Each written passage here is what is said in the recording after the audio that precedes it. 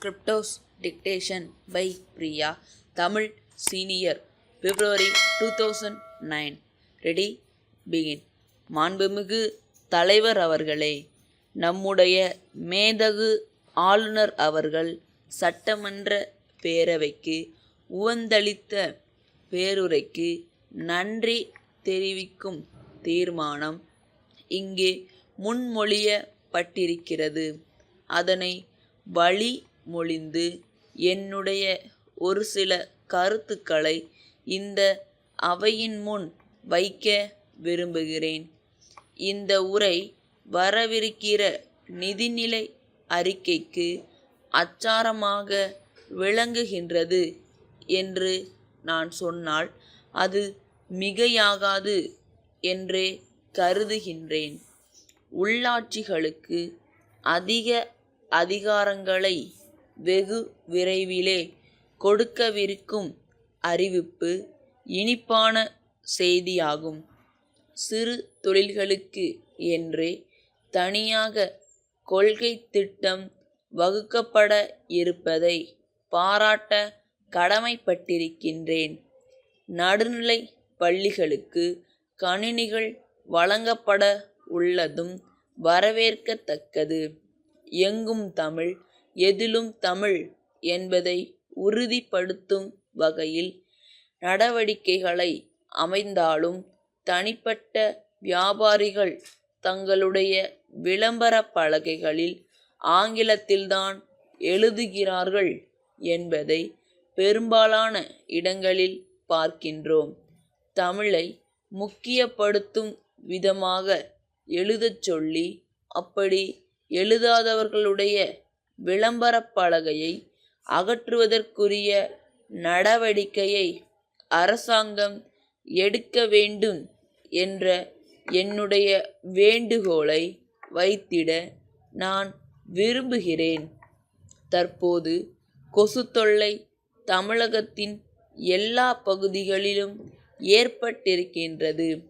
எந்தவித பாகுபாடும் இன்றி எல்லோரையும் சமமாக பாவித்து கொசுக்கள் கடிக்கின்றன. இதனால் பல்வேறு நோய்கள் ஏற்படுகின்றன. அப்படிப்பட்ட சுகாதார கேட்டினை உருவாக்காமல் தடுக்கும் வகையில் சரியான மருந்தை கண்டுபிடித்து மாநகராட்சி, நகராட்சி, உள்ளாட்சி அமைப்புகள் மூலமாக தெளிக்க வேண்டும் என்று மக்களை பாதுகாக்க வேண்டும் என்றும் கேட்டுக்கொள்ள ஆசைப்படுகிறேன். வீட்டு வசதி வாரியம், குடிசை மாற்று வாரியம் மூலமாக வீடு பெற்றவர்களுக்கு முழு வட்டியையும் தள்ளுபடி செய்து உத்தரவிட்டால்தான் பத்திரம் பெற இயலும். பல ஆண்டுகளாக உள்ள இப்பிரச்சனைக்கு தீர்வு காண நடவடிக்கை எடுக்க வேண்டும் என்று நான் வேண்டி விரும்பி கேட்டுக்கொள்கிறேன். மகளிர் ஆணையத்திற்கு அதிகாரம் தரக்கூடிய வகையில் சட்டம் இயற்றிட வேண்டும் என்று கேட்டுக்கொள்கிறேன். மின்சார உற்பத்தியை அதிகப்படுத்துவதற்கான முயற்சிகள் நடந்து கொண்டிருக்கின்றன. அதன் மூலம் தொழில்களை மேம்படுத்தி வேலைவாய்ப்பினை பெருமளவில் அளிப்பதற்கான நல்ல திட்டங்கள் வகுக்கப்பட்டிருக்கின்றன என்பதற்காக இந்த அரசுக்கு நன்றி சொல்ல விரும்புகிறேன். விவசாயத்தை அடிப்படையாக கொண்டு தொழில்கள் உருவாக்கப்படும் என்ற செய்தி வந்திருப்பது மகிழ்ச்சிக்குரிய ஒன்றாகும்.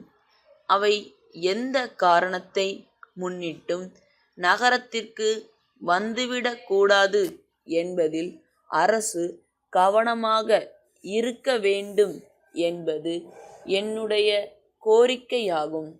கிராமப்புறத்திலேயே இருந்து மகளிர் குழுக்களுக்கு சிறப்பு அனுமதி கொடுத்து அவற்றை மேம்படுத்த வேண்டும் என்று வலியுறுத்தி கூற விரும்புகிறேன்.